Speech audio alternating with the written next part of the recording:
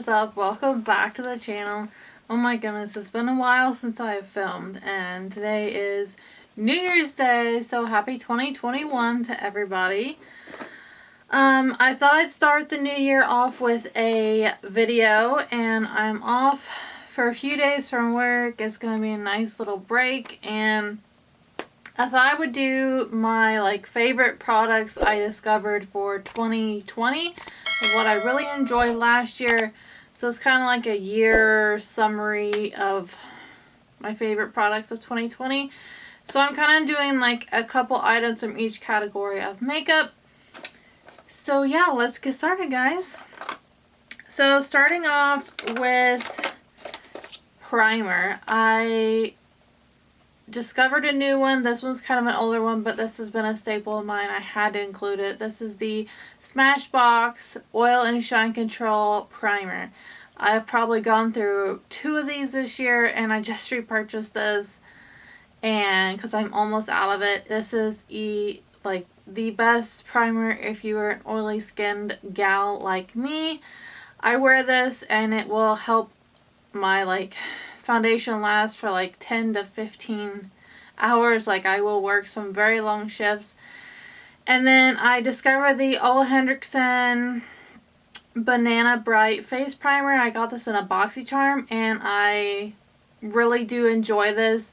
It doesn't keep my skin super matte, but it is very nice on a day where I know I'm not gonna be wearing my makeup for 10 to 12 hours. I love the smell of this. It smells like oranges, and yeah, it's a good primer. I've enjoyed it.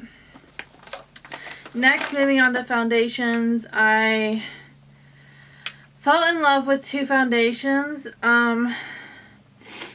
I fell in love with the Beauty Blender Bounce Foundation, and my shade was 2.10C. I use this all up, and I actually repurchased it through Ipsy as an add-on, and I was so excited to see it on Ipsy as an add-on. I got it for $18, and this is normally almost a $40 foundation. So this is actually in my empties bin. And then I also fell in love with the Too Faced Born This Way matte foundation. They released this past year. It's 2021 today, but they released it in 2020. I want to say it was midsummer. This is a really good, these are both actually really good foundations if you have oily skin and you need your foundation to last. I can trust both of these to last for a long time, and that's how I need my foundations to last. So I wore this all the time, and then I ran out, and I've been using this a lot. So those are my 2 faves for the year. Moving on, nope, not powder, next. Concealer. I tried out the e.l.f. Hydrating Concealer this past year, and I love it way more than the e.l.f. Camo Concealer. The Camo Concealer just really makes my under eyes look cakey, whereas the Hydrating Concealer is not near quite as thick, and it helps my under eyes from not looking so dry and flaky. So it's really good. And I also fell in love with the Benefit Boing Concealer. This is a very good concealer also for not making your under eyes look cakey. As it says, it's Boing Cakeless Concealer. It's true. So these 2 concealers are very good if you don't want your under eyes looking cakey or dry. These are my go-to. Moving on to powder is my all-time favorite Fenty Pro Filter powder. I have mine in the shade Butter. This is actually empty. I dug it out of my empties bin. I use this every day this past year. I love the scent of it. I can still smell it even though the powder's gone. It just smells like a cake. It just smells like cookies or cake or whatever. It smells so good. It's a very good powder. It doesn't make your skin look cakey or nothing like that. It just makes your skin look very smooth, and it's a very good powder. I need to repurchase this so bad. I've been using other powders I have, but this is my favorite. Moving on to brows, I kind of just am doing this in the order of how I do my brow or my makeup. And I used to just use the NYX micro brow pencil, but then I fell in love with kind of doing my brows more naturally, and I fell in love with this duo. It's the Benefit Gimme Brow and the Benefit 24-Hour Brow Setter. So now I kind of just underline my brows, fill in with the Gimme Brow, and then set it with the 24-Hour Setter. This little 3 combo here has been working out for me. I've been doing this like for at least 6 months now. This is just what I use all the time. It's a winner for me. Love it. Moving on to bronzer. I fell in love with 2 this past year.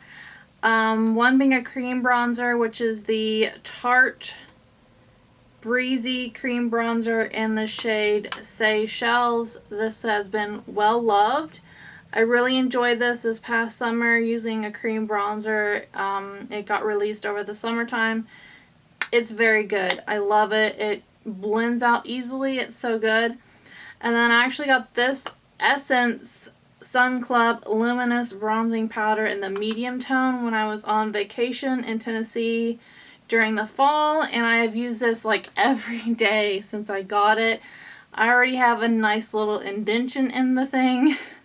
Because number one, it smells like coconuts, and it reminds me of the Physicians Formula Butter Bronzer. It's so good. So these 2 were definitely my 2 favorites this past year for bronzer. It was kind of a hard one when it came to blush because I love blush, and I got quite a few new ones this past year. But one that really stood out to me was the MAC. This is the Glow Play Blush in the shade Cheer Up. This is kind of a cream to powder formula. It goes on so smooth, and it has a very nice staying power. Here's the shade. It's kind of a pink corally shade. I really love this shade. I would like to have more of these blushes from this line, but these are like $30 blushes. I let myself get one, and that was it. So I really have enjoyed this blush ever since I purchased it, and it was the one that stood out to me this past year. Next up is highlighter. I have 3 highlighters that really were my favorites this past year. One being the Benefit Cookie highlighter. It got released, I think, early spring or late winter last year. It is a stunning highlighter. It's so pretty. It's kind of a chunky, glittery highlighter, and that's what I really enjoy. Next being the e.l.f. Multidimensional Face and Body Shimmer Highlighter. This came out with the e.l.f. Retro Paradise collection, and it is a nice dupe for the Fenty Diamond Balm highlighter, her first one. This is stunning. And then a third one I really enjoyed this past year is a Soul Shimmer Body Powder in the shade Rosé. I got this during the summer. I made a purchase, I think, on ColourPop's website. I can't even remember, but this highlighter is so pretty. It's kind of a pinky undertone. It's so good. I love it. So those were the 3 highlighters I really enjoyed this past year. Let's see. Moving on to mascara. Was 2 that I really enjoyed. One being the Urban Decay Lash Freak mascara. I've almost used this up. It got released, I think, midsummer. This is it's a wetter mascara, so you kind of got to be careful when you're putting it on, but it does give you some nice volume. And then the new L'Oreal Air Volume Mascara. is a amazing mascara. I've been using this one like all the time. This is like the only one I've been using. It's a very good volumizing mascara. It doesn't clump your lashes. I highly recommend this one a lot.